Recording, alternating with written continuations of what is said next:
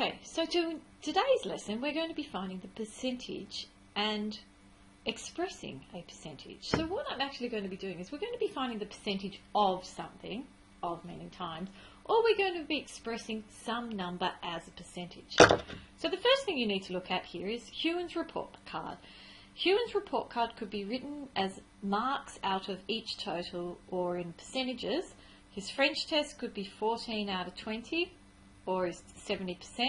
His German test 54 out of 75, or we could write that as 72%. Which way of writing her scores is better, and give a reason? So I'd like you to think about that. Which way do you think the score looks that's better, and give a reason? So once you've given your reason, what we're going to be looking at today is we're going to be looking at answering some of these questions. Comparison is easier when fractions are written as a percentage, since percentages are, and we know that they are special fractions, they are special, with a denominator of 100, because that's what we've been doing for the last couple of days. So let's keep moving on, if I can. Okay, key ideas. To express one quantity as a percentage of another, we write the fraction with the part amount as a numerator and the whole amount as a denominator. Remembering the numerator is the top and the denominator is the bottom. So if we convert the fraction to a percentage by multiplying by 100. So let's have a look at it. Express the test score of 14 out of 20 as a percentage. Well, this is exactly the same as the work that you did yesterday, except it's just a few more words. So we're going to write 14 out of 20, because we always have to have a fraction, and we're going to change it to a percentage, and we all know to change anything to a percentage we must multiply by 100%. So what we do is we get our calculators out and we go 14 over 20, and we're going to times by 100, press equals, and you can see your answer is 70%. And you must put that percentage sign on the end, otherwise you're going to get it wrong. I hope you agree, that was really simple. So let's move on. A couple more key ideas. Well, the second key idea, because there's only two in this lesson. To find a certain percentage of a quantity. First we're going to express the percentage as a fraction. That's the first step, step number one. Then we're going to change the of to a times sign, because we all know that of means times. We learnt that back in primary school. Express the number as a fraction, and then following the rules for multiplication of fractions. For example, I've got here, find 20% of 80. So from yesterday's lesson and from last year, you should all know 20% is 20 out of 100, because these fractions are always out of 100. A percentage is always a fraction out of 100. Of means times, and 80, I'm going to write 80 down. Press equals. So we get our calculator up and we just put it in exactly as it's written. 20 over 100 times by 80, press equals, and we get the answer of 16. And perfect, we are all done. So all there's left to do are some examples. So you can either pause the video here, which is probably a good idea, pause it here, have a go at the answers, and then come back and double check. So let's have a look at it. Once you've paused it, come back now, and here are the answers. 13 out of 34, I should say, out of 40. Let's get another colour up, because this is boring the same colour. And I'm writing backwards, which is very strange. 34 out of 40, we're changing to a percentage, and we know we multiply by 100%. Get our calculator out.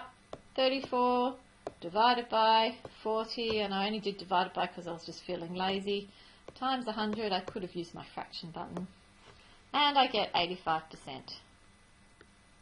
So we just do it as 85%. How easy is that? So the next one, exactly the same. It's 13 out of 30, and we have to times it by 100%.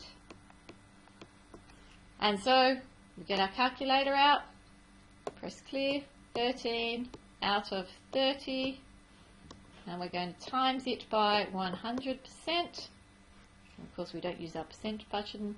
I'm just going to press SD again, and look, I've got 43.3%. I can do the SD. I can leave it as an improper fraction. I could do Shift SD and change it to mixed numerals. It's up to you how you want to express the answer. So in this case, I'm just going to do it as mixed numerals. So it's 43 and 1/3%. And I think that is pretty easy. Let's grab some more colours. Express 60 cents as a percentage of $5. Now the thing that you may not know about, and some of you might have had trouble with this, is you must have the units exactly the same. This is in cents and this is in dollars. So we have to convert our bigger number into the smaller units. So $5, well, we know there's 100 cents in a dollar, so that is times that by 100.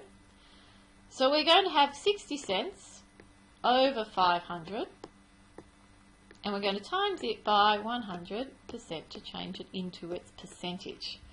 So we get our trusty calculator out.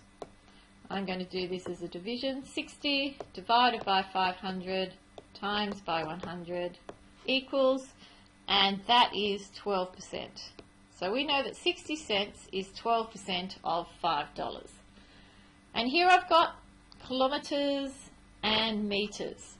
Now, if you're not sure of your conversions, I suggest we start by learning them. Kilometres, metres, centimetres and millimetres. And times 1,000, times 100, times 10, and the other way, well, we're going to divide by those same numbers. Divide by 1,000, divide by 100, and divide by 10. So 2 kilometres. To go from kilometres to metres, this is what I'm going to do. I'm going from kilometres to metres, so I'm following my arrow, so I times by 1,000. So 2 times 1,000 is 2,000 over 800, and we're now going to times it by 100% because that's what the rule is. It's a bit messy.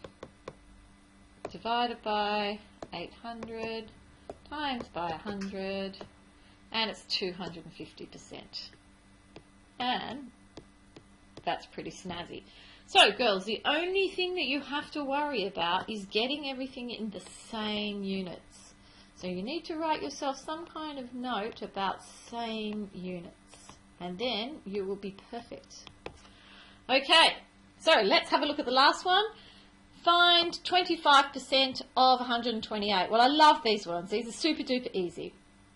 25%. We know that's 25 over 100 from yesterday's work, and you should all be experts of it now. Of meaning times 128, and that's the way we go.